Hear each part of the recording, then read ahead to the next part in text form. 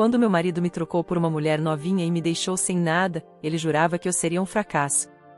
Anos depois, ele ligou à TV e viu uma notícia sobre mim. O que aconteceu em seguida foi minha doce vitória. Olá, bem-vindos ao canal. Aqui você encontra histórias emocionantes que vão te prender do começo ao fim. E a de hoje promete ser de tirar o fôlego. Se você gosta de conteúdos assim, já se inscreva, ative o sininho e deixe o seu like. Agora acomode-se e vamos começar. O brilho dos holofotes do estúdio era quente, mas não tanto quanto o calor da satisfação que me aquecia por dentro. Ali estava eu, Laura Neves, sentada numa poltrona confortável, conversando com um dos apresentadores mais famosos do Brasil, enquanto milhões de pessoas assistiam pela televisão. Falávamos sobre meu último romance, que já estava há meses na lista dos mais vendidos, sobre a adaptação para o cinema que começaria a ser rodada em breve, sobre os prêmios internacionais. Sorri, um sorriso genuíno, de quem finalmente encontrou seu lugar ao sol depois de uma tempestade que quase me afogou.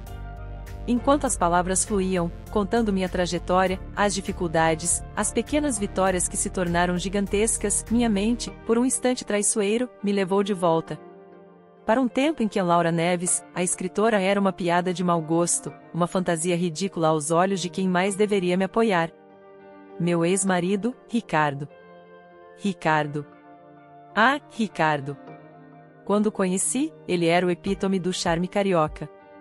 Sorriso fácil, conversa envolvente, promessas de um futuro brilhante a dois. Casamos apaixonados, ou pelo menos eu estava. Construímos uma vida juntos, ou pelo menos eu achei que construímos. Ele, um engenheiro em ascensão numa grande construtora, e eu, uma secretária bilingue que nas horas vagas rabiscava histórias em cadernos velhos, sonhando em um dia publicá-las. No início, ele até parecia achar graça nos meus hobbies, como chamava. Que bonitinho, meu amor, você com suas historinhas. Mas com o tempo, a graça virou zombaria, depois desprezo. Laura, querida, você não acha que está perdendo tempo com essas bobagens? Ninguém vai ler isso. Por que não foca em algo mais útil? Um curso de culinária, talvez? Pelo menos assim teríamos jantares melhores. A risada dele ecoava pela nossa sala de estar, um apartamento espaçoso na zona sul que lhe fazia questão de dizer que era fruto do seu suor. O meu suor, aparentemente, só servia para pagar as contas menores e manter a casa impecável para os jantares de negócios dele. Cada palavra dele era uma pequena navalha, cortando aos poucos minha autoestima, meus sonhos. Eu me encolhia, guardava meus cadernos no fundo da gaveta, sentindo uma vergonha inexplicável por algo que me dava tanta alegria. Ele tem razão, eu pensava. Quem sou eu para querer ser escritora? A voz dele se tornou minha crítica interna mais cruel. E então, ela apareceu. Vanessa. Estagiária na empresa dele, 20 e poucos anos, corpo escultural que ela fazia questão de exibir em roupas justas, e um olhar faminto direcionado a tudo que Ricardo representava: status, dinheiro, poder. No começo, eram os happy hours até mais tarde, as reuniões de emergência no fim de semana. Eu, cega pelo amor ou pela ingenuidade, demorei a perceber. Ou talvez não quisesse. Confrontá-lo era assustador. Ele era mestre em inverter o jogo, em me fazer sentir culpada, ciumenta, louca. Você está imaginando coisas, Laura. Sempre com esse seu drama de escritora. Até o dia em que não deu mais para disfarçar. Cheguei em casa mais cedo e os encontrei. Não na nossa cama, o que teria sido clichê demais para o roteiro da minha vida medíocre, mas na sala, revisando os papéis sobre a mesa de centro, uma intimidade suspeita no ar, a mão dela roçando a dele com uma familiaridade que me gelou a espinha. A desculpa foi uma ajuda com um projeto urgente. Meus olhos viram mais. A conversa definitiva veio algumas semanas depois. Não houve súplica da minha parte, nem lágrimas de crocodilo da dele. Apenas a frieza de um carrasco anunciando a sentença. Laura, eu estou apaixonado por outra pessoa. Vou sair de casa. Simples assim. Como quem decide trocar de camisa. E nós? Nosso casamento? Nossos planos, gaguejei, sentindo o chão sumir sob meus pés. Que planos, Laura? Você vive nesse seu mundinho de fantasia. Eu quero a vida real. A Vanessa me dá isso. E, francamente, estou cansado de carregar o peso dos seus sonhos frustrados. Ele se levantou, altivo, como se estivesse me fazendo um favor. O apartamento fica comigo, claro. Está no meu nome, e a maior parte do investimento foi meu. Você pode ficar com seus livros e seus cadernos inúteis. Talvez um dia eles te sirvam para alguma coisa, embora eu duvide muito. Um sorriso cínico adornou seus lábios. Ah, e sobre o dinheiro, bem, você sabe, as despesas são altas, a Vanessa tem gostos caros. Vou te dar uma ajuda de custo por uns meses, até você se arranjar. Não espere muito. Afinal, você sempre foi tão independente, não é? Fui jogada para fora da minha própria vida com uma pequena mala de roupas, alguns livros, os meus tesouros, e uma quantia irrisória na conta, que mal daria para o aluguel de um quarto e sala nos confins da cidade. Sem nada. Pior que o nada financeiro, era o nada emocional. Eu era um fiapo de gente, um rascunho amassado de mulher. Ele ainda teve a crueldade de dizer, enquanto eu esperava o táxi na portaria do prédio que um dia chamei de lar, sabe, Laura, seu maior problema é essa sua mania de escrever. É um vício patético. Ninguém nunca vai pagar para ler as suas lamúrias. Aceita que dói menos. Vai ser feliz sendo uma pessoa normal. Normal. Aquela palavra ecoou por meses na minha cabeça, enquanto eu tentava juntar os cacos do que restara de mim. Os primeiros meses foram um borrão de dor e humilhação. Encontrei um pequeno apartamento, uma kitchen apertada e escura num bairro afastado, com paredes finas que me permitiam ouvir todos os dramas dos vizinhos. O cheiro de mofo se misturava ao da minha própria desesperança. O dinheiro que Ricardo me dera acabou rápido. Consegui um emprego de meio período numa pequena livraria de bairro, um sebo charmoso, mas que pagava pouco. O suficiente para não morrer de fome, mas não o bastante para sonhar. Eu me sentia a personificação do fracasso. Ricardo tinha razão. Eu era uma ninguém, uma sonhadora patética. Meus cadernos continuavam no fundo da mala, intocados. Para quê? Ele estava certo. Quem lera minhas bobagens? Minha única companhia era Carol, uma amiga da época da faculdade que, apesar dos meus sumiços e da minha tristeza contagiosa, nunca desistiu de mim. Ela parecia com um pote de brigadeiro, um ombro amigo e uma fé inabalável no meu talento. Laura, você precisa voltar a escrever, ela dizia, com sua voz suave, mas firme. Não por ele, não para provar nada a ninguém. Por você. Porque é isso que você ama, é isso que te move. Mas e se ele estiver certo, Carol? E se eu for só uma fraude? E se ele estiver errado? E se você for a próxima grande escritora brasileira e estiver aí, se afogando em autopiedade por causa de um babaca que não soube te valorizar? As palavras dela, aos poucos, começaram a furar a grossa camada de tristeza que me envolvia. Um dia, arrumando minhas poucas coisas, um dos meus velhos cadernos caiu aberto no chão. Li um trecho de uma história que eu havia começado anos antes, sobre uma mulher que perdia tudo e precisava se reinventar. Parecia profético. Uma pequena chama, quase apagada, tremeluziu dentro de mim. Não era esperança ainda, era mais teimosia. Raiva. Uma vontade súbita de mostrar não a Ricardo, mas a mim mesma, que eu não era o lixo que ele me fizera acreditar ser. Naquela noite, depois de um turno exaustivo na livraria, eu me sentei na pequena mesa da cozinha, acendi um abajur fraco e abri o caderno. A caneta, no começo, parecia pesar 1 tonelada. As palavras não vinham. A voz de Ricardo, rindo, debochando, era alta demais na minha cabeça. Mas eu persisti. Escrevi uma frase. Depois outra. E outra. Escrevi sobre a dor, sobre a perda, sobre a humilhação. Transformei meu sofrimento em tinta, minhas lágrimas em parágrafos. Não era para ele. Era para mim. Era meu grito de liberdade, minha forma de exorcizar os demônios. E, surpreendentemente, começou a fluir. Os meses seguintes foram de uma dedicação quase monástica. Eu trabalhava no sebo durante o dia, devorando livros nos intervalos, aprendendo com os mestres. À noite, mergulhava nas minhas próprias palavras. Café se tornou meu melhor amigo. O sono, um luxo dispensável. a Kitney escura se transformou no meu santuário, no meu campo de batalha. Carol era meu anjo da guarda. Lia meus rascunhos, dava palpites, me incentivava. Isso está incrível, Laura. Você precisa mandar para alguma editora. Você acha? Parece tão pessoal. É por isso que é bom. As pessoas vão se identificar. Comecei a pesquisar.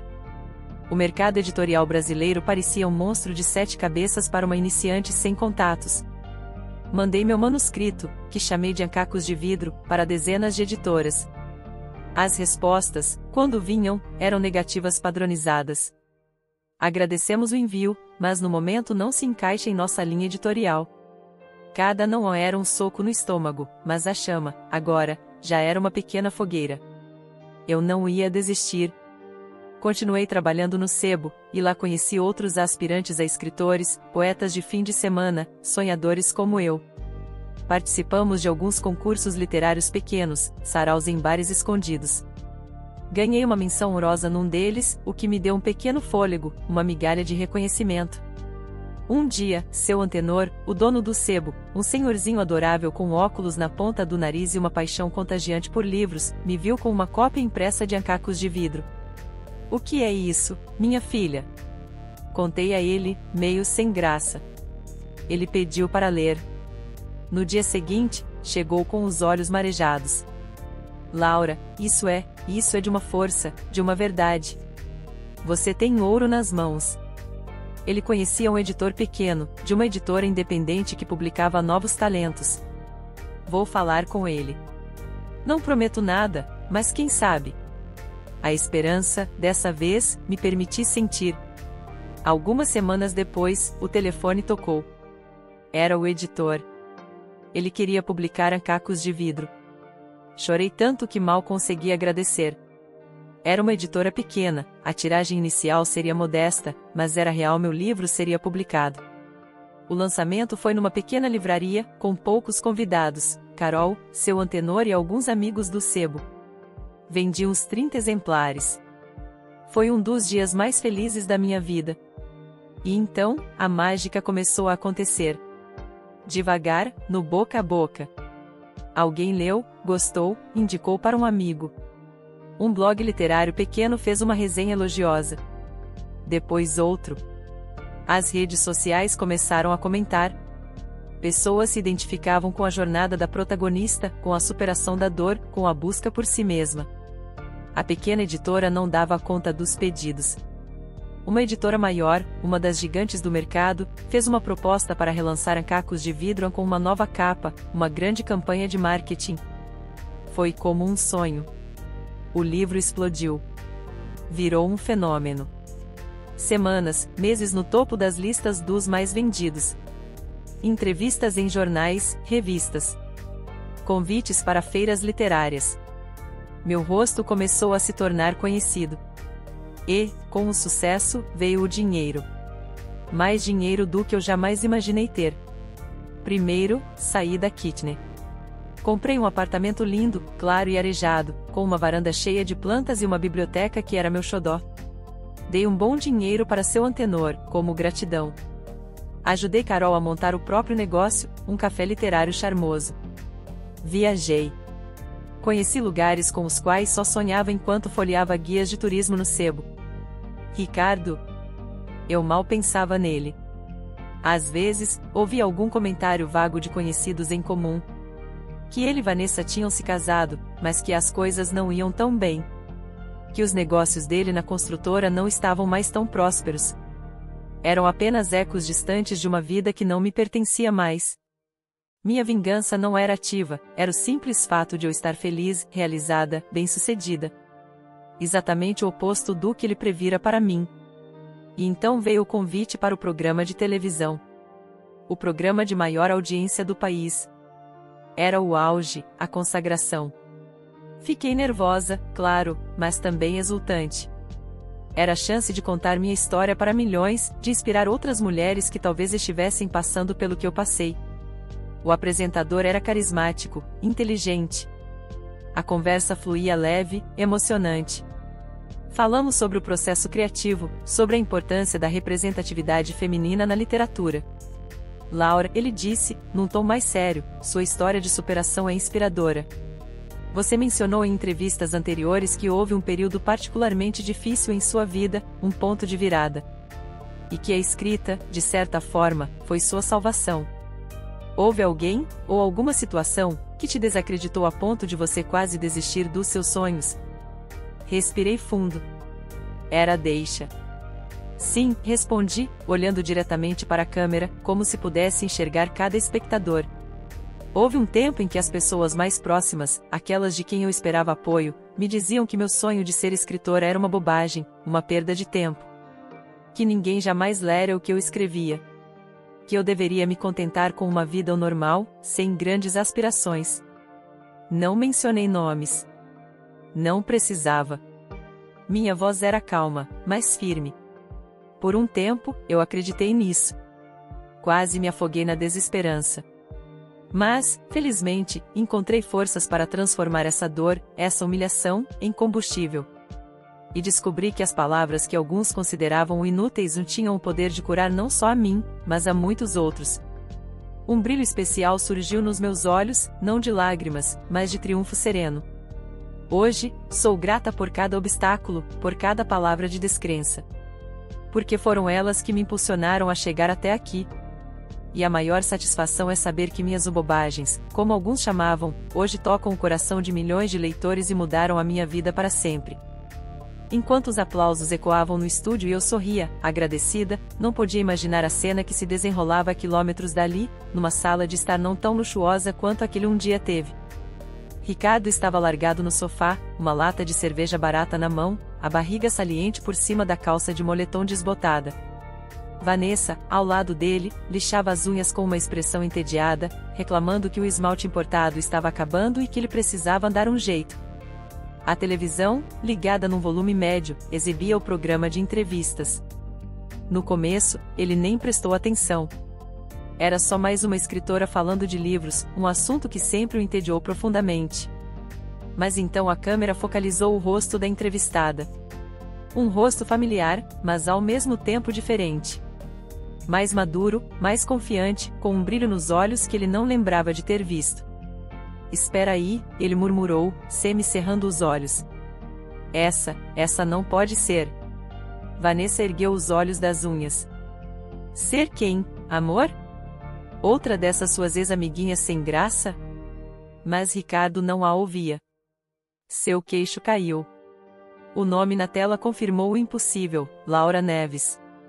Sua Laura. A Laura que ele havia descartado como um objeto quebrado, inútil. A Laura das historinhas patéticas. Ela estava ali, deslumbrante num vestido elegante, falando com uma desenvoltura, uma inteligência que o deixaram boquiaberto. Milionária? Autora de best-sellers? Filme? Prêmios internacionais? A cabeça dele girava. As palavras dela sobre a descrença que quase a fez desistir soaram como um tapa na cara dele. Cada frase era uma adaga revirando suas entranhas. Bobagens. Inúteis. Ninguém vai ler. Suas próprias palavras, ditas com tanto desprezo anos atrás, voltavam para assombrá-lo, amplificadas pela voz calma e vitoriosa dela na televisão. Ele viu o apartamento que ela descreveu, as viagens, a liberdade. Lembrou-se da kitna escura para onde a mandara, da ajuda de custo miserável que lhe dera, certo de que ela rastejaria de volta ou se afundaria na mediocridade. Vanessa, percebendo a palidez e o choque dele, perguntou com rispidez: "Que foi, Ricardo? Viu um fantasma? Quem é essa mulher, afinal?" É a Laura, ele conseguiu balbuciar, a voz falha. "Minha ex-mulher." Vanessa riu, um som estridente e desagradável. "Aquela coitadinha que você vivia dizendo que não servia pra nada? Que só sabia escrever aquelas porcarias. Não pode ser. Essa aí tá rica, famosa. Deve ser outra pessoa com o mesmo nome." Mas Ricardo sabia. Era ela. A mulher que ele humilhou, que ele abandonou sem um pingo de remorso, estava ali, no topo do mundo. E ele? Ele estava ali, naquele sofá velho, com uma mulher fútil que só se importava com o dinheiro dele, que já não era tanto assim. A construtora passava por dificuldades, seus investimentos tinham ido por água abaixo. A vida glamourosa que prometera a Vanessa se resumia a fins de semana em shoppings lotados e contas que se acumulavam. A imagem de Laura sorrindo na TV, agradecendo pelos obstáculos, foi a gota d'água. Um nó se formou na garganta de Ricardo, um misto de inveja, raiva e, acima de tudo, um arrependimento avassalador. Ele tinha tido um diamante bruto nas mãos e o jogará fora como se fosse cascalho. Ele não apenas perderá uma esposa, perderá a chance de compartilhar a vida com aquela mulher incrível que ela se tornará. A mulher que ele ajudara a criar, não pelo apoio, mas pela dor que lhe infligira. Enquanto Laura, no estúdio, recebia mais uma ovação calorosa, Ricardo desligou a televisão com um gesto brusco. O silêncio na sala era pesado, preenchido apenas pela sua respiração difícil e pelo som irritante da lixa de unha de Vanessa. Ele se levantou, caminhou até a janela do apartamento alugado, com vista para um muro pichado.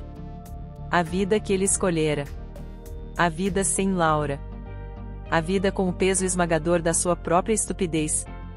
A escritora milionária que ele ridicularizava não precisou mover uma palha para se vingar. Seu sucesso era a vingança. E o arrependimento dele, corrosivo e eterno, era a prova irrefutável do que ele havia perdido. Ele era o personagem patético de uma história mal escrita por ele mesmo, fadado a um final medíocre, enquanto ela, a heroína da própria vida, escrevia seus próximos capítulos gloriosos. E ele sabia, com uma certeza que doía na alma, que passaria o resto dos seus dias se perguntando, e se? Mas para essa pergunta, não haveria resposta, apenas o eco do seu fracasso retumbando em sua consciência. Gostou da história de hoje? Então ajude o canal apenas compartilhando esta história com 2 amigos, pois isso nos ajudará demais. Comente a sua opinião, e se inscreva no canal, para receber nossas belas histórias, ative também o sininho das notificações.